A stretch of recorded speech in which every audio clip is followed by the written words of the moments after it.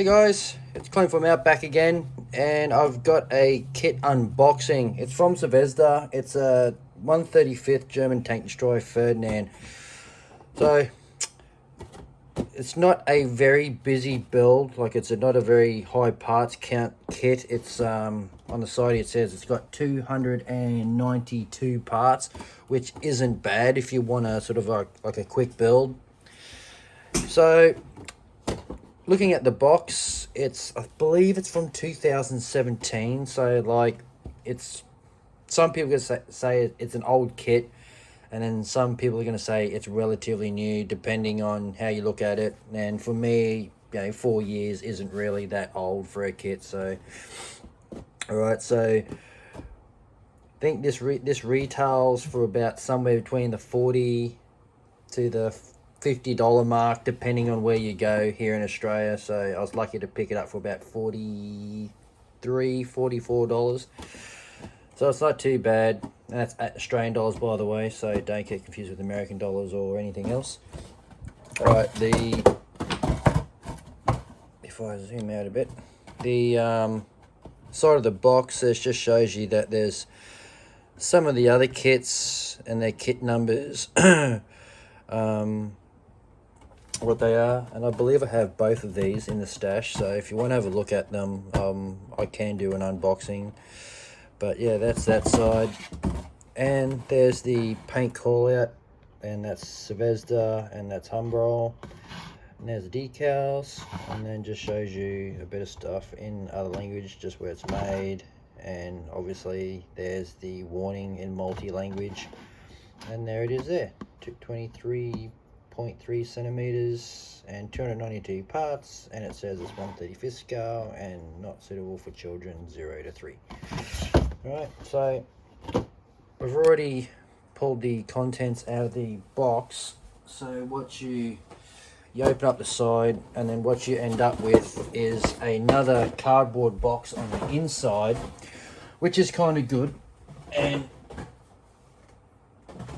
it's probably one good thing that Zvezda does do. It's like they sort of reinforce their boxes, because the outside box isn't really that thick. So the inside box, if I flip it that way, you're greeted with an instruction manual. Alright, so you're greeted with an instruction manual and the parts. So we're just going to have a quick look at the instruction manual.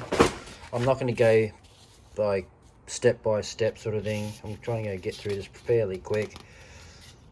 So it's I believe it's two A3 pieces of paper stapled together, and on the front, and I will zoom in a little bit. Okay, so there's just a write up on the Ferdinand here, and you do get options. So and the only difference is it's just like the rear, the hatches are open or closed. So if you just sort of, I think that's going to be throughout the instruction manual, just to show you version 1, version 2. And there is the sprue map.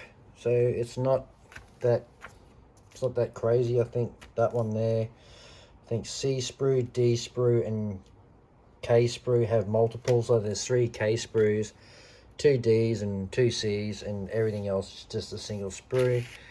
And it just shows you down the bottom, if you've never built models before, it just shows you how to clip them off, clean them up, very basic techniques.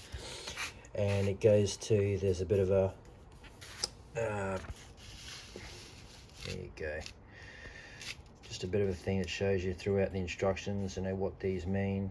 Okay, so that, I think it's in Russian, and then all the rest is in English. And so there's the lower hull and everything like that, idler wheels and drive sprockets, okay, going together. And like I said, I'm not going to go step by step. And then all the wheels, so you can see it's a fairly, we're already up to step 6, working with the tracks, hatches, and there's the main gun. I think it's 120 mil, I believe, or I'm not too sure, I have to double check, but I know it's bigger than a standard target, it's bigger than an 88. So and then there's the upper superstructure getting put on, and all the little nice little details and things like that. Barrel, cables, travel lock system, muzzle brake, things like that, and then just your paint guide, decal, installation or putting your decals on, and a little thing down the bottom on how to put decals on. Like I said, if you've never done it before, it's probably worth reading, and if you're a seasoned modeler, you're probably not even going to look at that part. Alright, so looking in the kit box itself, and I'm just going to grab everything out of the bag, out of the box, and that is the box empty. Okay, so we get a sprue of clear parts. Alright, so we get a sprue of clear parts like that, and I'm going to zoom in so you can see the damn things. So there, and you get like some kind of plastic mesh, and I'm not going to use that. I'm probably going to try and use something else out of the spares box. There's a lower hole. Okay, so it's all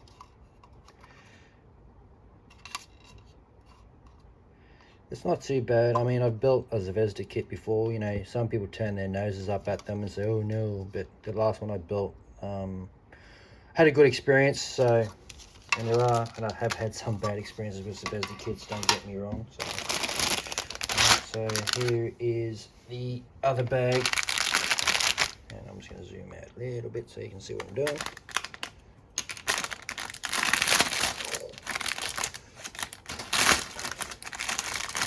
So if you're wondering why I'm filming in this format and not pausing or anything, just before Christmas in 2020, my editing computer decided to die, so I'm up for a new computer.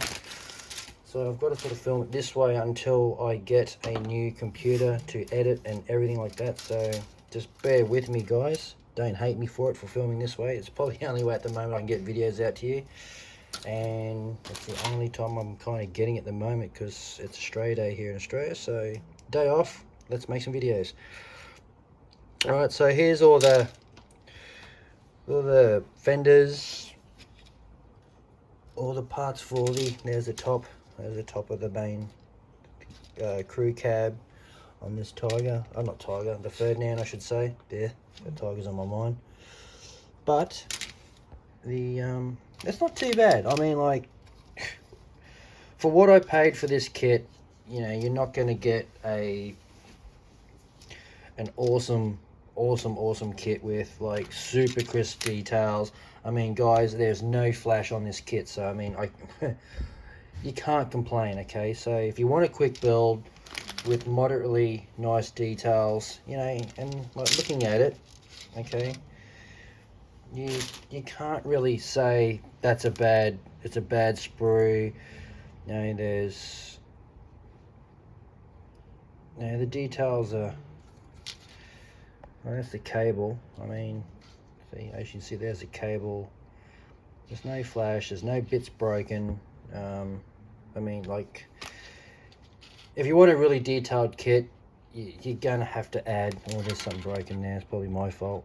Okay, but I'm going to upgrade that anyway. I'm going to actually use my own cable, brass cable that I have in the bits box.